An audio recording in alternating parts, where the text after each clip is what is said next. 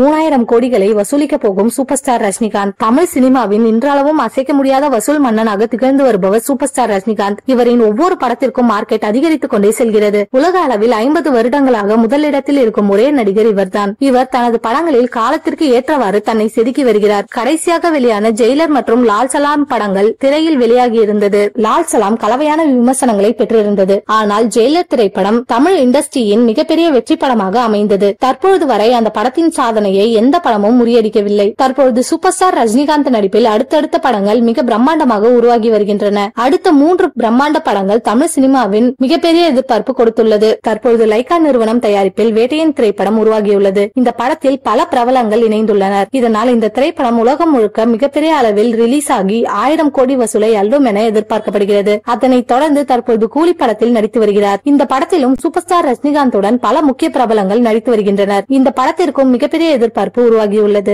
இந்த படமும் 1000 கோடி வசூலை அள்ளும் என பலரும் கணித்து வருகின்றனர். அதே போல ஜெயிலர் படத்தின் 2ஆம் பாகமும் உருவாகி இருக்கிறது. இதனை கிட்டத்தட்ட நெல்சன் உறுதி செய்துள்ளார். இந்த படமும் 1000 கோடி வசூலை அள்ளும் என எதிர்பார்க்கலாம். இதன் மூலம் தமிழ் சினிமாவில் அடுத்தடுத்து 3 1000 கோடி வசூலை அல்ல சூப்பர் ஸ்டார் ரஜினிகாந்த் தயாராகி வருகிறார். இன்றளவும் பாக்ஸ் ஆபீஸ் கிங் என்று சூப்பர் ஸ்டார் ரஜினிகாந்த் என்பதை மீண்டும் நிரூபித்து வருகிறார்.